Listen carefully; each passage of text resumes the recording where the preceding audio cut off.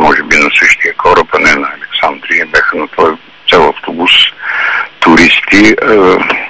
Според нашите норми, тук в Созопол също има много лодки, знаете, за разходка не повече от 8-12 на корито от такъв тип могат да се натоварят. Казвате, господин Димитров, а колко по ваши данни, колко хора е имало на този кораб? 53, значи и моите данни са по-точни от вашите, тъй като, нали ви казах, моите... Може да повторите, извинявайте? 53 души са били на кораба, главно туристи, пенсионери от България, един цял автобус. 14 тела са извадени, 4 се водят изчезнали, но те вероятно са, невероятно със сигурност са мъртви. Охридското езеро е много студено, това е високопланинско езеро и на плюс 14-15 градуса те викат днеска е много топло. Казахте, че повечето от тези 53 са българи. Знаете ли колко точно са били българите от тези 53 души? Значи, освен екипажа не е имало други, според други македонци. От загиналите повечето са пенсионери, едно младо момиче, надявам се, че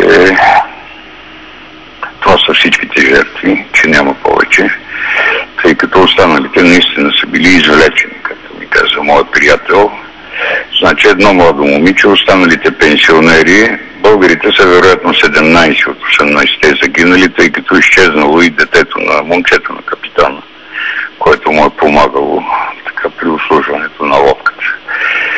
Това е, за съжаление, тази ужасна трагедия. Корабът е бил частен, купен, вероятно от граничната служба на Македония. Там има ли власти, министър Димитров, които да следят за това да не се претоварват такива кораби? Ще ви попитаме дали има... Да, има и се нарича капитанария и моите приятели, за които ви казаха, че капитанарията просто не е обърнала внимание, че корабите редовно се претоварват.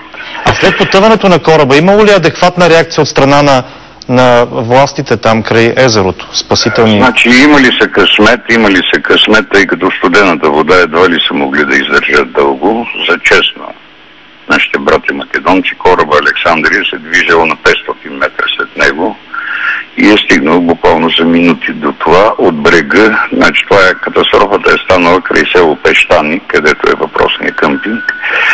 В края на селото, веднага и оттам две лодки са се насочили и са успели да спасят тези, които са успели да се задържат над водата. Ако правилно разбирам... Имало една чисто човешка, хуманна реакция в случая. Много бърза и с голям успех, тъй като откровенно казано, знаете, че съм от Созопол, че съм моряк, откровенно казано, жертвите, ако не беше тази бърза реакция, щяха да бъдат много повече. Последен въпрос, министър Димитров. Да. Знаете ли къде са оцелелите българи, спасените българи от корабчето? Би трябвало да са около 30-35 души. В хотел Метропол, доколкото знам, премиерът Бойко Борисов е изпратил правителствения самолет. Състоянието им добро ли е? Който ще ги вземе. Представете си възрастни хора, колко може да им бъде добро състоянието. Най-малкото са в шок. Вероятно има и преохладени, но аз не се и съмнявам, че охридчани полагат всички усилия. Добре, благодарим ви за тази информация. В последните минути информация от министъра без портфел Божидар Димитров. Това, което ни съобщи той е, че на борда на потъналия кораб Илинден е имало 53 души. По-голямата част от тях българи. Нямаме информация дали всички са били българи. Може би само екипажа е бил от македонци. За сега 18 души се смята, че са отдавили. 4 се водят за изчезнали, но най-вероятно, както каза министър Димитров, те са се отдавили. 17 от тях са българи. Очевидец на трагедията е станала Валентина Савова. Сега имаме връзка и с нея. Здравейте, разкажете ни, госпожо Савова, какво точно се случи? Здравейте! Това, което мога аз да ви кажа като свидетел е, че фактически ние бяхме на кораба, който тръгна след корабчето, което потъна. Значи ние пристигнахме буквално минути след като то потъна и аз не видях как потъва, но за изключително кратко време е потънало. Доколкото разбрах и моите сведения, че има около 50 човека на корабчето преди нас. Това, което видях, като се качвахме ние, че е препълнен. Наистина беше много препълнен. И моите наблюдения бяха, че местните хора изключително бавно отреагираха. Значи фактически ние успяхме от нашото корабче да спасиме няколко човека. 3 лодки или 4 се претекоха веднага. Добре, че бяхме наблизо до брега, разбира се. И кораба Александрия, така ли? Да. И успяхте да спасите няколко от давещите се? Доста хора се качиха, доста хора се качиха на нашата лодка. Значи екипажа, който беше на нашия кораб, включително и капитана, веднага тръгнаха да помагат. Имаше и доброволци, които се фалиха във водата. И така.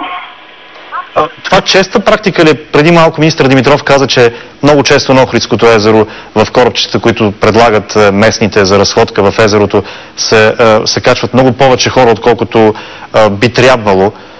Имате ли такива наблюдения? Вие във вашия кораб, например, беше ли препълнена? Имаше ли много хора?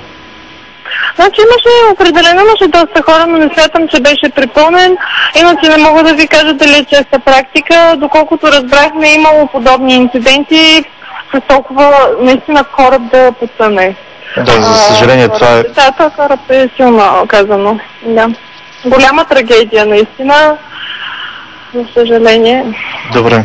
Благодаря ви за това включване, Валентина Савова, която е станала свидетел на потъването на кораба Илинден. Тя ни разказа, че е била в кораб, който се е движил зад потъналия кораба Александрия, и те са успели да спасят голяма част от давещите се туристи. В края на тези извънредни новини да обобщим: 53 души, по информация на министър Божидар Димитров, е имало на потъналия кораб, 14 тела са извадени, 4 се смятат за изчезнали, останалите 35, по мои изчисления 35 души са настанени в хотел.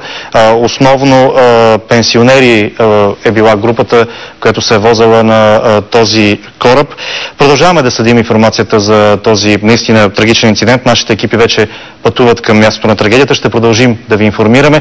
Имаме готовност за още извънредни емисии и новини и, разбира се, всичко за инцидента в BTV новините точно в 19.